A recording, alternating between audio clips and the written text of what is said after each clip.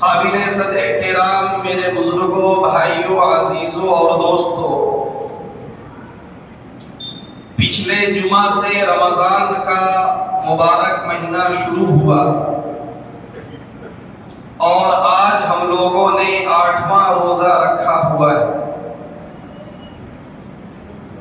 رمضان تمام مہینوں میں سب سے افضل مہینہ ہے۔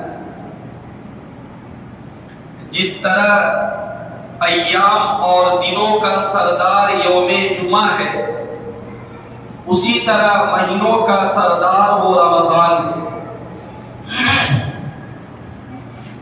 رمضان برکت والا، فضیلت والا، عظمت والا، بزرگی والا مہینہ ہے۔ اس مہینے کے فضائل قرآن و حدیث میں مذکور ہیں۔ اسلام کی جو ایک عظیم الشان عبادت روزہ ہے، اس کا تعلق بھی اسی مہینے سے ہے۔ روزہ اسلام کے بنیادی احکامات میں سے ہے، بلکہ اسلام کے جو ارکان بیان کیے گئے، روزہ اس میں سے ایک ہے۔ اور روزے جیسے فرض کی ادائیگی ہم رمضان کے مبارک مہینے میں کرتے ہیں۔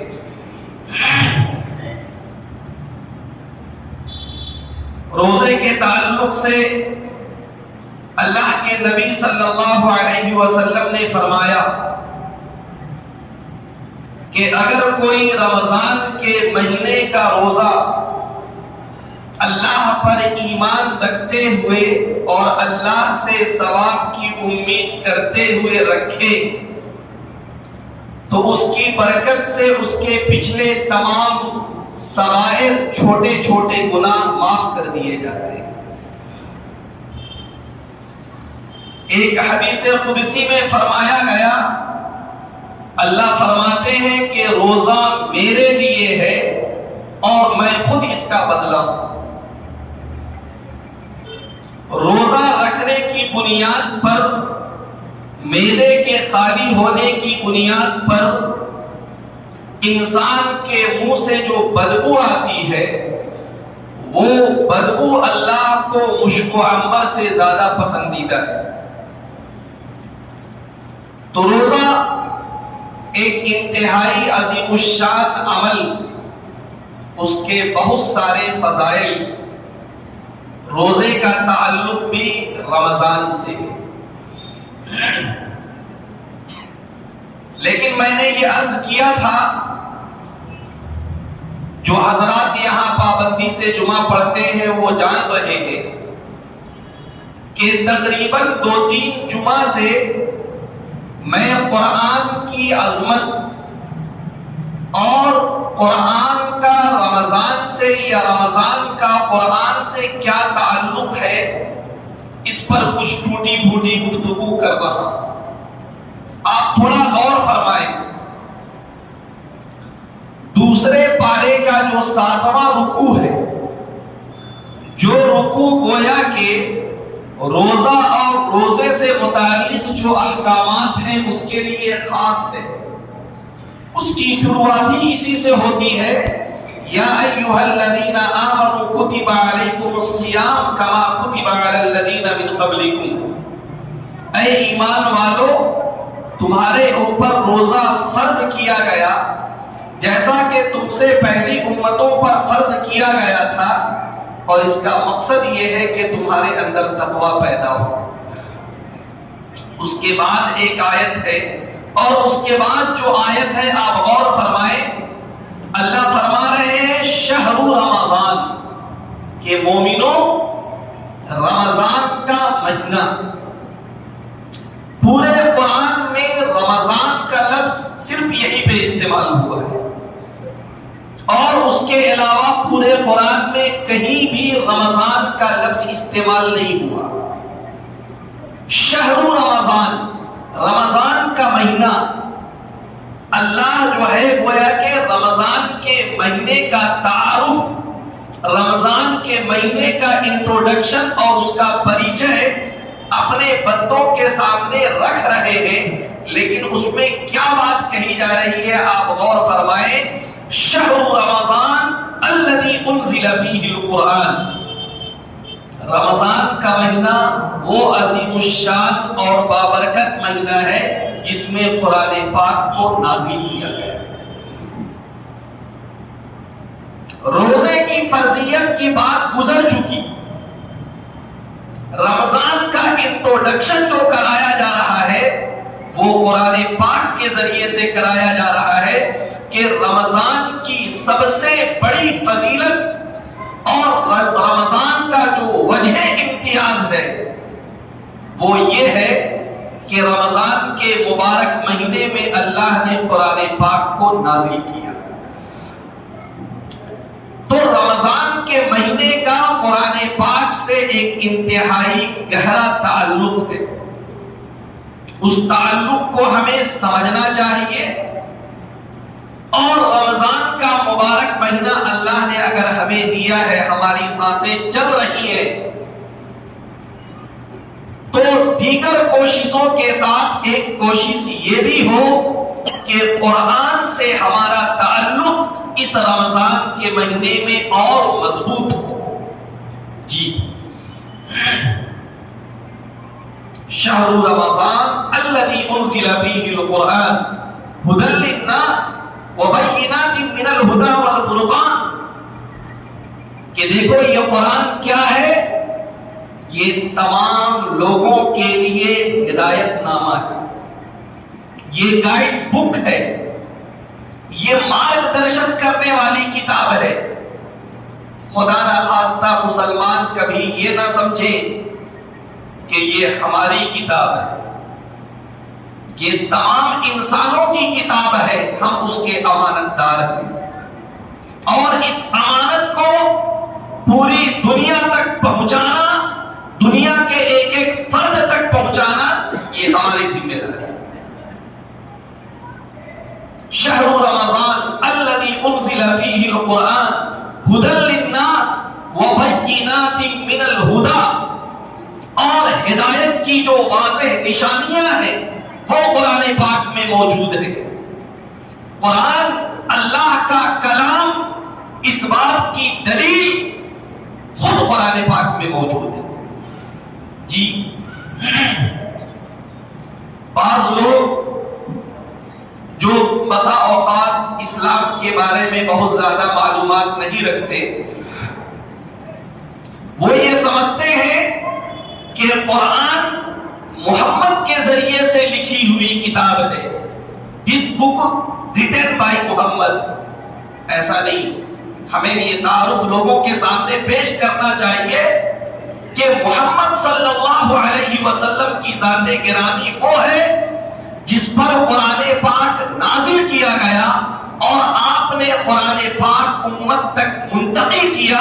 یہ قرآن اللہ کا کلام ہے. شک کیا گیا، یہ کہا گیا کہ محمد فلاں پادری کے پاس جاتے ہیں، محمد فلاں پروہت کے پاس جاتے ہیں، محمد نے بچپنے میں بحیرہ راہب سے ملاقات کی تھی شام کے سفر میں. یہ قرآن اسی موقع پر انہوں نے سیکھا تھا.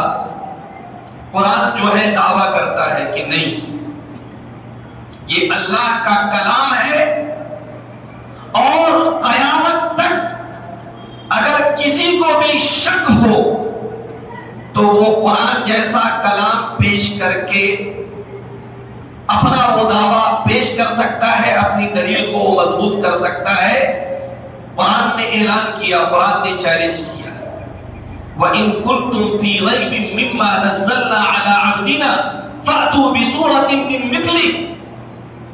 اگر تمہیں شک ہو جو ہم نے اپنے بندے پر قرآن نازل کیا اس سلسلے میں، تو لے آؤ اس جیسی کوئی ایک سورت بھی لا کر دکھا دو. خُذُوا شُهَدَاءَكُم مِّن دُونِ اللَّهِ إِن كُنتُمْ صَادِقِينَ. اور دیکھو اللہ کے علاوہ جن کو بلانا ہے بلا لو، جن کو جمع کرنا ہے کر لو. قرآن کے جیسا کلام، پورا قرآن پاک تو خیر بہت دور کی بات ہے، قرآن کی ایک آیت بھی پیش کرنے کی صلاحیت تمہارے اندر نہیں ہے، فَإِن لَمْ تَفْعَلُوا، یہ قرآن کا دعویٰ ہے۔ آج ہم لوگ 1444 ہجری میں زندگی گزار رہے ہیں۔ اگر یہ مانا جائے کہ قرآن کے نازل ہوئے تقریباً 1450 سال ہو گئے، قرآن کہہ رہا ہے، یہ پوری تاریخ گواہ ہے کہ کوئی مائع کا لال پیدا نہیں ہوا جس نے قرآن جیسا کلام پیش کیا ہو۔ پوری تاریخ گواہ ہے، اور فیوچر میں اور مستقبل میں بھی قرآن کا دعویٰ ہے، وَلَن تَفْعَلُوا، تم ہرگز ایسا نہیں کر سکتے، کیونکہ قرآن کسی انسان کی محنت کا نتیجہ نہیں، قرآن کسی انسان کی کاوش فکر نہیں ہے، قرآن کسی انسان کے اسٹرگل کا رزلٹ نہیں ہے۔ قرآن یہ کلام اللہ ہے، یہ اللہ کا کلام ہے۔ یہ کلام اللہ ہونے کی دلیل خود اپنے اندر رکھتا ہے۔ قرآن نے اپنا تعارف خود کرایا ہے، میں کیا ہوں۔ اہل علم یہاں پر موجود ہے، اب ہم سب پڑھنے لکھنے لگے، جہالت کا دور اب رہا نہیں، ہم لوگ کتابیں پڑھتے ہیں، مختلف عناوین، مختلف ٹاپکس کے تحت ہم کتابیں پڑھتے ہیں۔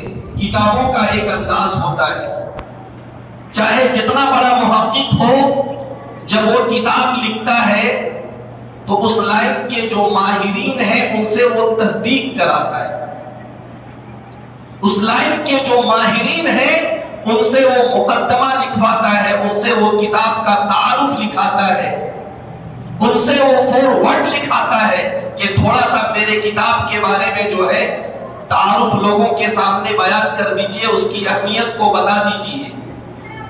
قرآن نے اپنا تعارف خود کرایا ہے۔ قرآن کی بے شمار آیتیں قرآن کے بارے میں بتا رہی ہیں کہ یہ قرآن کیا ہے۔ ذالک الکتاب لا ریب فیہ ھدی للمتقین ان هذا القرآن يهدي للتي هي اقوم لا يأتيه الباطل من بين يديه ولا من خلفه تنزيل من حكيم حميد۔ بے شمار قرآن کی آیتیں قرآن کا تعارف، قرآن کا انٹروڈکشن اور قرآن کا پریچے کرا رہی ہیں۔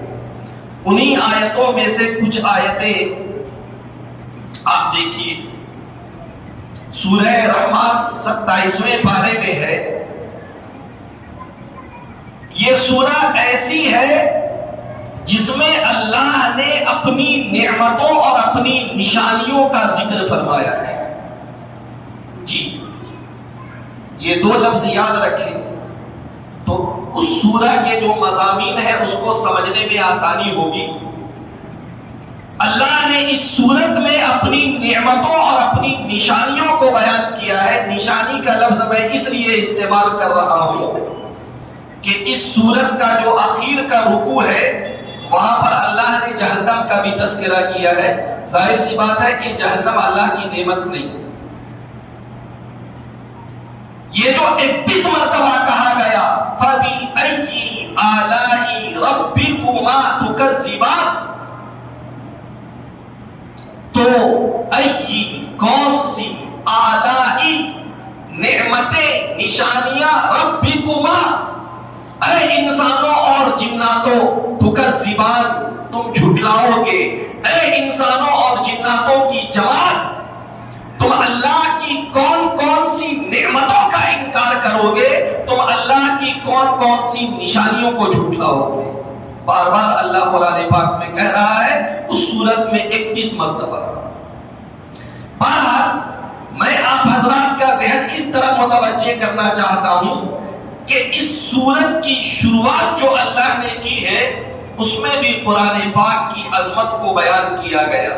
اللہ فرما رہا ہے الرحمن، کہ لوگوں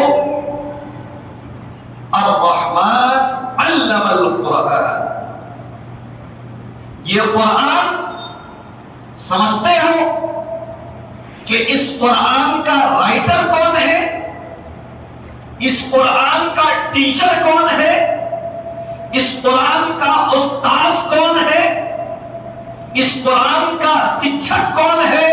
الرحمن علم القرآن، وہ رحمان ہے جس نے قرآن پاک کو سکھایا۔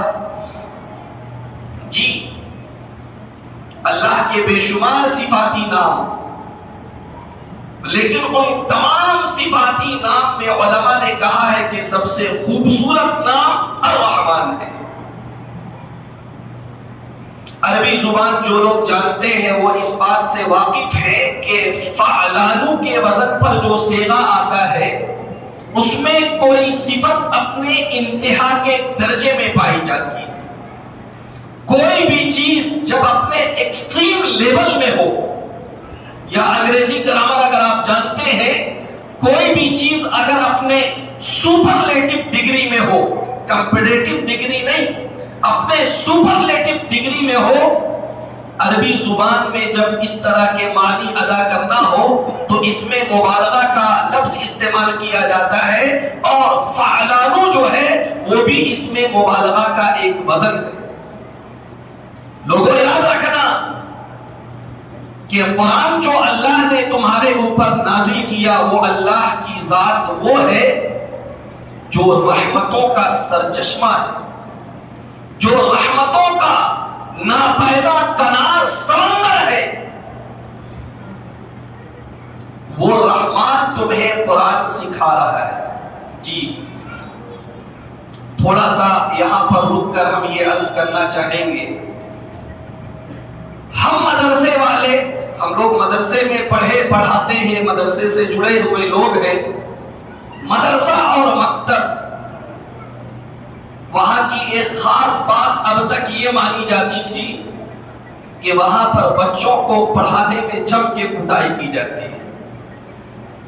تھوڑا سا ہمیں غور کرنا چاہیے کہ اللہ نے اشارہ کیا ہے الرحمن علم القرآن، قرآن کو سکھانے والی اللہ کی ذات، اور وہ ایسی ذات ہے جس کے اندر رحم کا سرچشمہ ہے۔ قرآن پڑھانے والے بھی جب بچوں کو پڑھائیں، جلاد نہ بن جائیں، ظالم نہ بن جائیں، تنبیہاً پیٹا جائے، مارا جائے، لیکن اس طرح نہیں کہ اس سے جو ہے بچے کو شدید تکلیف ہو جائے۔ جی انشاءاللہ کبھی میں عرض کروں گا، جو اسلامی قوانین ہے، قوانین جنایات کا مطلب یہ ہوتا ہے کہ اگر کسی نے کوئی جرم کیا ہے تو اس کی سزا کیا ہونی چاہیے۔ جو مسلم جج ہوگا وہ کس طرح کی سزا کا فیصلہ کرے گا؟ یہاں آنے سے پہلے، رانچی منتقل ہونے سے پہلے، لکھنؤ کے جس ادارے میں پڑھاتا تھا، اللہ نے ایک مرتبہ موقع دیا ہدایہ پڑھانے کا۔ ہدایہ کی جو 4تھی جلد ہے اس میں کتاب الحدود والجنایات، ہم جب کسی کو مارتے ہیں اس مارنے کی بنیاد پر جو زخم پیدا ہوتا ہے، فقہائے کرام نے تقریباً 12 قسمیں گنائی۔ کبھی ہم مارتے ہیں بدن میں ہلکا سا داغ ہوتا ہے، کبھی ہم مارتے ہیں بدن میں خون جم جاتا ہے، کبھی ہم مارتے ہیں خون پہلی پرت میں جمتا ہے، کبھی ہم مارتے ہیں خون کا کلر یہ ہوتا ہے، کبھی ہم مارتے ہیں خون بہنے لگتا ہے، کبھی ہم مارتے ہیں ہڈی فریکچر کر جاتی ہے، کبھی ہم مارتے ہیں ہڈی ٹوٹ جاتی ہے۔ ہر قسم میں کس طرح کی سزا دی جائے گی، اس طرح کا جرم کرنے والوں کو اس کی باقاعدہ صراحت ہے۔ تو اس لیے میں اپنے آپ سے بھی کہہ رہا ہوں، اور جن کو بھی اللہ نے کسی بھی انداز سے پڑھنے پڑھانے سے لگایا ہو، اسے اللہ کا شکر ادا کرنا چاہیے کہ اللہ نے آپ کو استاذ بنایا، معلم بنایا، ٹیچر بنایا۔ اللہ کے رسول نے اپنی جو حیثیت بیان فرمائی وہ کیا؟ انما بعثت معلما، مجھے معلم بنا کر بھیجا گیا. اور اللہ کے رسول کیسے معلم تھے وہ آپ صحابہ سے پوچھیں. کس محبت کے ساتھ اور کس تعلق کے ساتھ اللہ کے رسول اپنے شاگردوں یعنی صحابہ کرام کو تعلیم دیا کرتے تھے. ایک دیہات کے رہنے والے صحابی مسجد نبوی آئے. مسجد نبوی کے حدود ان کو پتہ نہیں تھا. ایک کنارے میں جا کے استنجا کرنے لگے. صحابہ دوڑے. اللہ کے رسول نے منع کیا کہ اگر وہ استنجا کرنے لگے ہیں تو ان کو چھوڑ دو, استنجا کرنے دو. جب وہ استنجے سے فارغ ہو گئے بڑی محبت سے سمجھایا کہ یہ مسجد ہے اور مسجد کو صاف ستھرا رکھنے کا حکم ہے, یہاں پہ گندگی پھیلانے کا حکم نہیں ہے. وہ صحابی کا بیان ہے کہ میں نے اللہ کے رسول سے زیادہ مشفق اور مہربان استاذ نہیں دیکھا. حضرت انس ابن مالک رضی اللہ عنہ بچپنے میں ان کے والدین نے اللہ کے رسول کے پاس ان کو دے دیا کہ اللہ کے رسول یہ آپ کی خدمت کریں گے, جو بھی ضرورت کا کام ہو وہ یہ کیا کریں گے, آپ کے گھر کا کام ہو باہر کا کام ہو وہ یہ کیا کریں گے.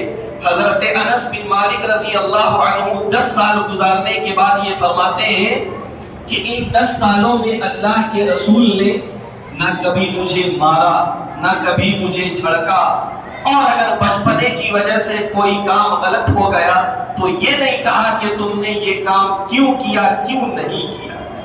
جی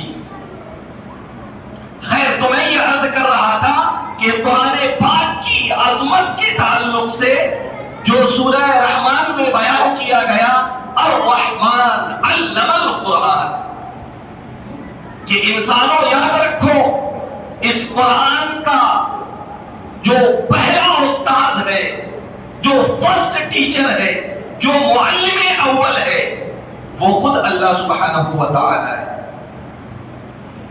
خلق الانسان, اللہ ہی نے انسانوں کو پیدا کیا. انسان کون؟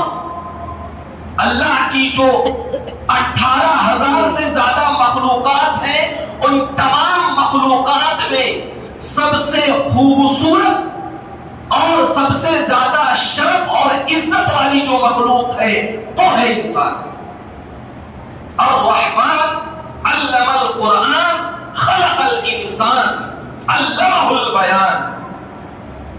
یوں تو اللہ نے 18,000 مخلوقات پیدا کی.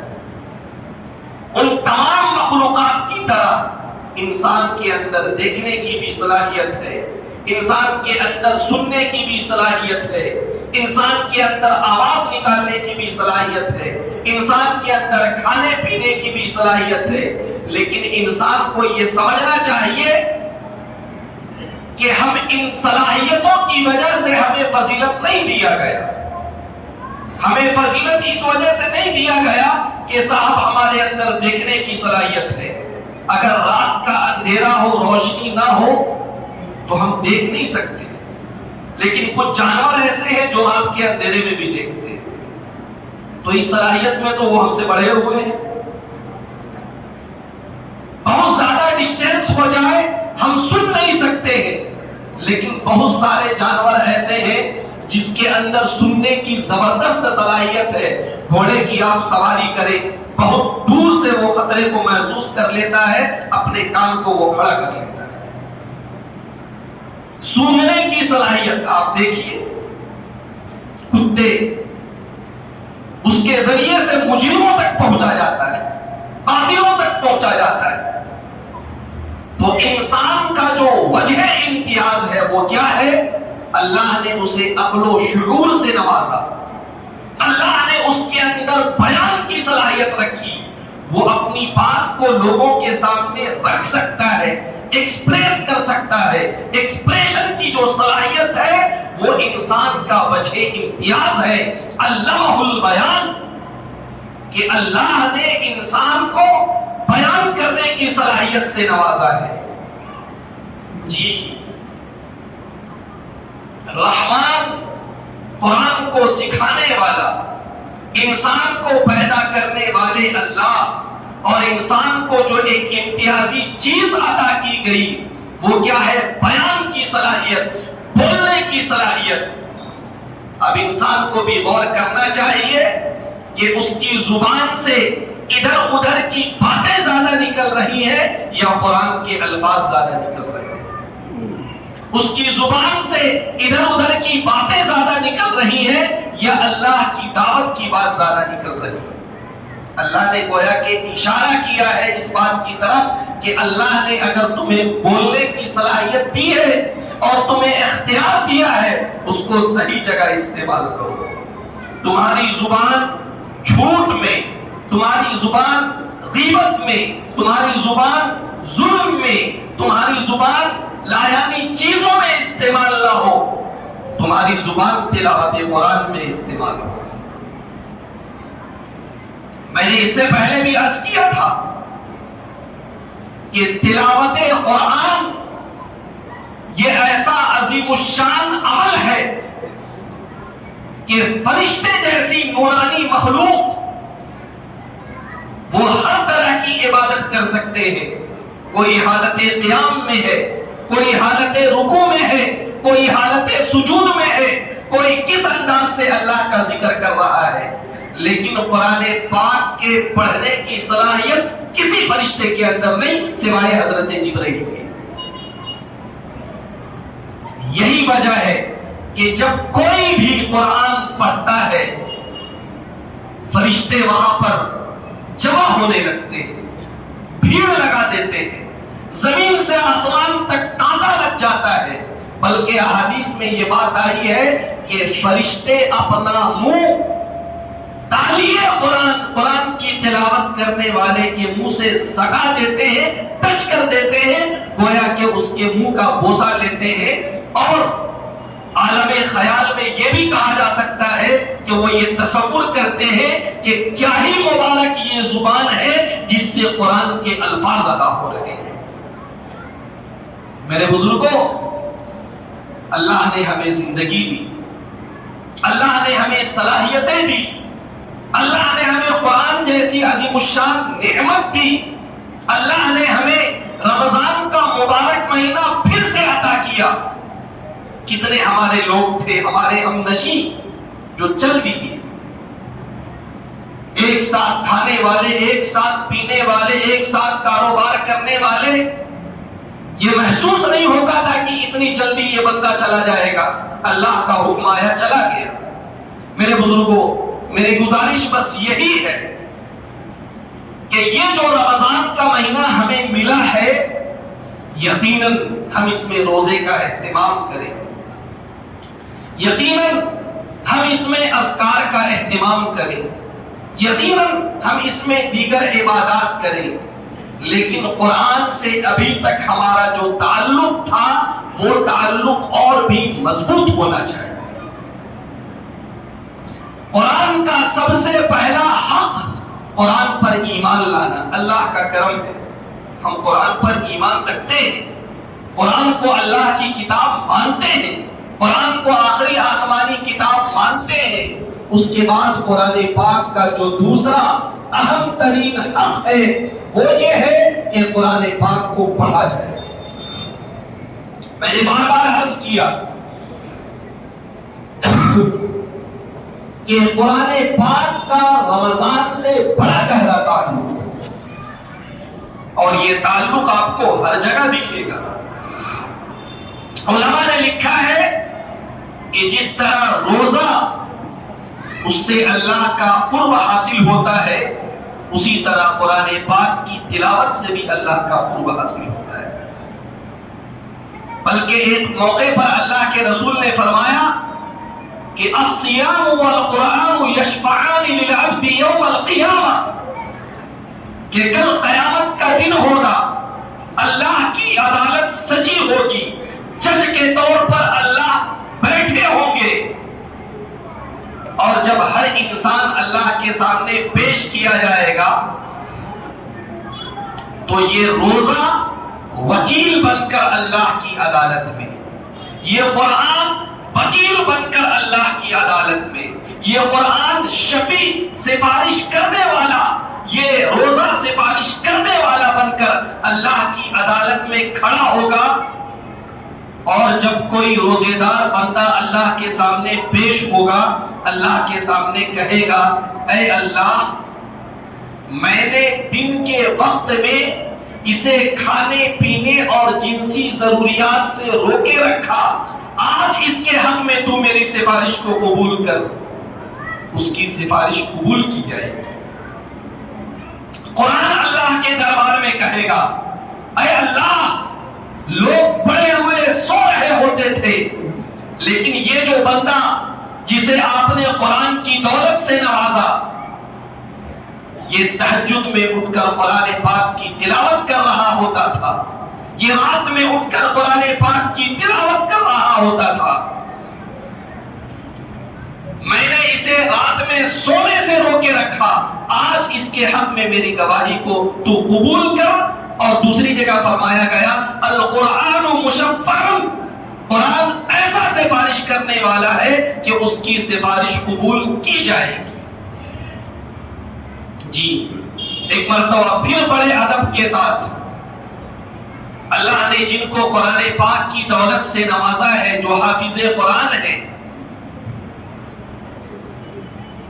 ایسا نہیں ہے کہ قرآن کی تلاوت صرف رمضان کے لیے، قرآن کی تلاوت صرف تراویح پڑھانے کے لیے نہیں۔ مولانا اشرف علی تھانوی رحمت اللہ علیہ بہت بڑے بزرگ گزرے تھے، انہوں نے ایک جگہ لکھا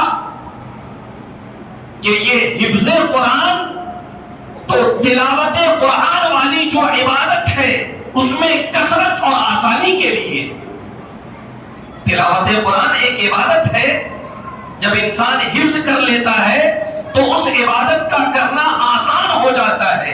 یہ حفظ قرآن تو اس لیے تھا کہ انسان تلاوت قرآن والی عبادت زیادہ سے زیادہ کرے، لیکن اگر کوئی یہ سمجھتا ہے کہ صاحب حفظ قرآن صرف رمضان میں تراویح کے لیے ہے، یہ ہماری غلط فہمی ہے۔ اس کی تلاوت کا معمول ہمیشہ ہونا چاہیے۔